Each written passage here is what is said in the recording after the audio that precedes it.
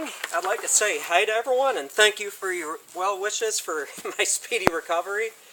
I am not 100%, and so I have to take it easy for a little bit, but I'm feeling good enough to come out here for short periods of time and breathe the fresh, clean air and just be in the world. It's good for a person's soul. I want to explain a few things. I just, not so long ago, maybe a half an hour ago, responded to comments, questions, answers on one of my videos, how to build a survival bow. And Tetrazole Lover, hey, how's it going? The Mad Chemistry Science teacher, and Aaron Luna, hey Aaron, nice to have you back. It's in regards to conifer bows, bows made out of branches, compression wood, reaction wood, stuff like that, opposed to other styles and stuff. And I want to bring you to a point in my life several years ago. My dad was a math professor. He's a retired math professor, and we were sitting on a bench over there. And it was the first time that we ever talked about like higher power and religion, spirituality. We just didn't have, say, those conversations really. And I was asking him about calculus, or we were talking about calculus. Believe it or not, I actually had somewhat of a math mind. It was probably because of just genetics. But I didn't pursue that like he did. Advanced degrees in math and engineering, stuff like that, instead of just playing with sticks and rocks like I did. And although I was able to perform integration and differentiation, you use different conversions and stuff like that. So I was able to do it by the numbers, but I never grasped how it worked, the actual fundamental reasons how calculus works. And I was talking about that.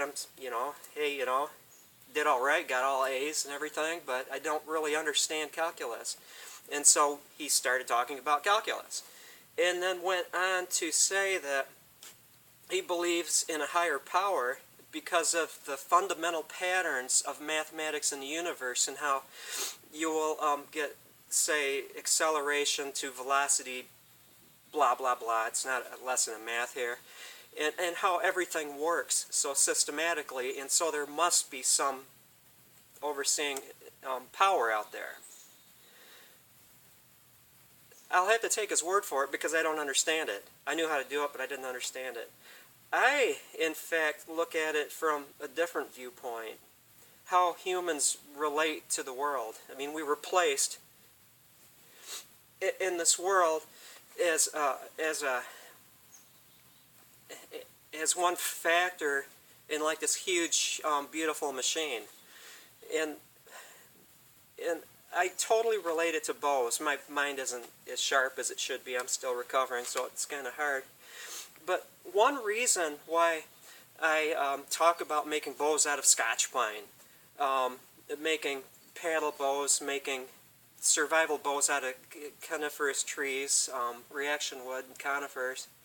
If I was only interested in making the most efficient bow, primitive bow, I would probably be making reflex, deflex bows out of Osage, sinew backing, self bows, what have you.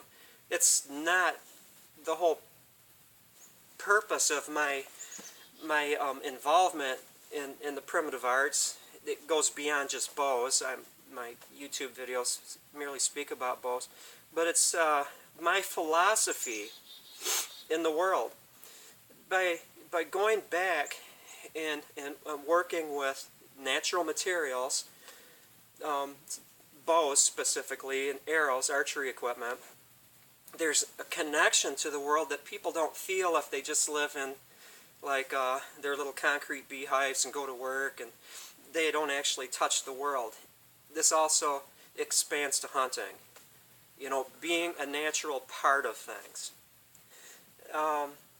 It's not important to me. I do like to make highly efficient, fast bows, but that's not it. When I make an Osage bow, very efficient style. I'm I'm I'm touching the people that used to make those bows. Other people have stuff to offer from the past too. Think about how many generations you have to go back before you don't know the names of your ancestors. In this way, you know, we're bringing these people back to life, not letting them just disappear in obscurity. And the people that were forced to make bows out of conifers, you know, in certain regions and times of the world where they didn't have access to certain hardwoods, they had stuff to offer too, as far as their philosophy and their lives. And so in this way, by going beyond just building a fast bow, I'm using the experience in primitive archery to actually form the foundation of my views of the world, as well as all you folks do. Now this is about bows, but I only have one bow here.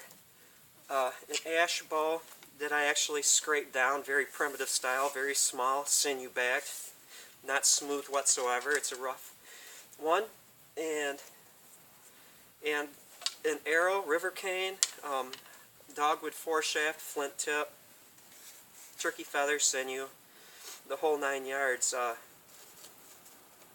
Burned cresting here. So this is a 100% organic, natural archery tackle set, along with a sinew bowstring.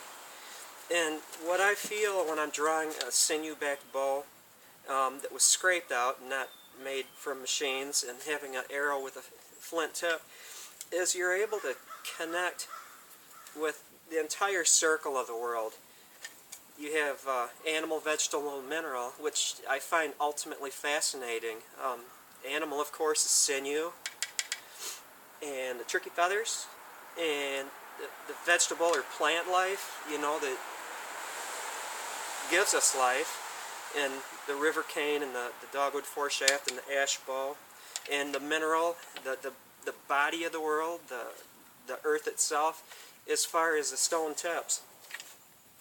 I'm not the greatest stone point maker. In fact, that's something that I have to master eventually, which I'm going to do. But there's something to be said about holding the points that are actual points from hundreds of years past, because you can almost feel the hands of the people that made these things. And so a lot of times I'll wind up using actual points for a style of bow that matches the bow, the region, the people that actually made it, along with the arrows. And it gives me a different feeling than just making a bow, you know, just to have a bow. This is something that I find to have a good feeling too. And this is a seld. It's an old stone axe. Could have been decorative or ceremonial. It could have actually been used. Made out of, I believe, greenstone. This is an actual thing, artifact that I matched to an elm handle here.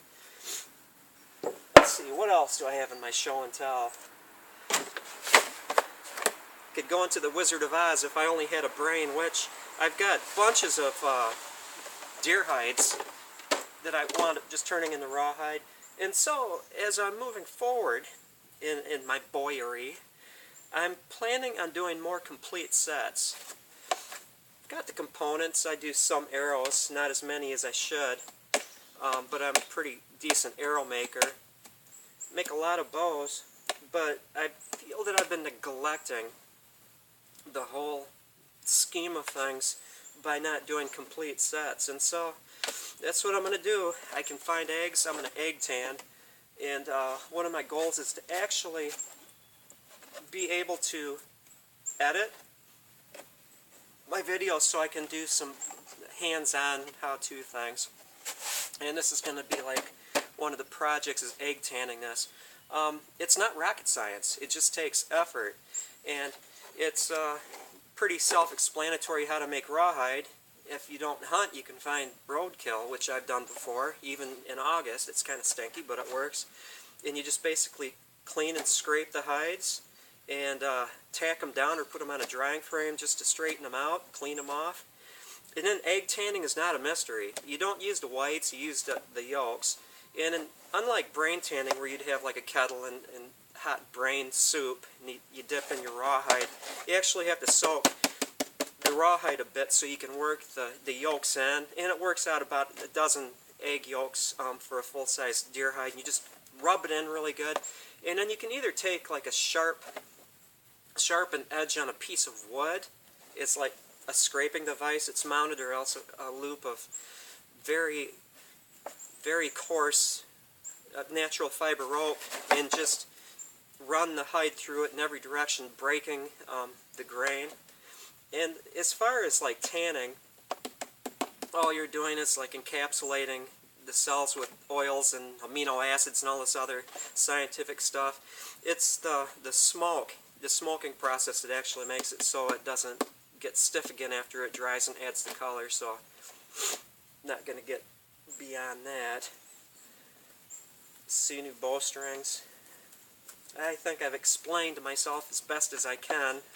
Better lay down again. Feeling kind of tired. But that is that. Hopefully I explained why I go off in these weird tangents, you know, as far as conifers and branches and bowwoods aren't the best bowwoods. Best isn't actually even an issue. The issue is what works. And some things work better than others, but that's not the issue. Thank you for watching.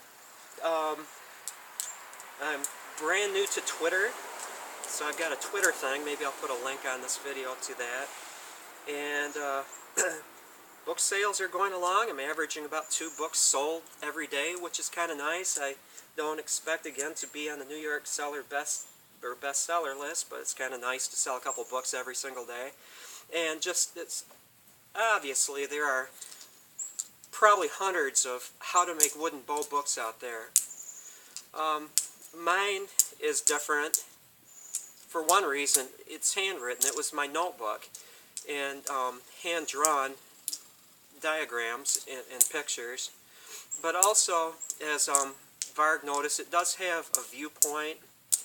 I blend philosophy into everything I do, and so if you want to like touch a little bit of weirdness, you know, buy my book, buy other books, you know, complete your library. But there's a lot of things that go into bows beyond just the ABCs of how to scrape and how to tiller, and so I try to blend that in there. Again, thank you, and I hope that you're not suffering from whatever flu is going around. Have a great day, and I appreciate your viewership.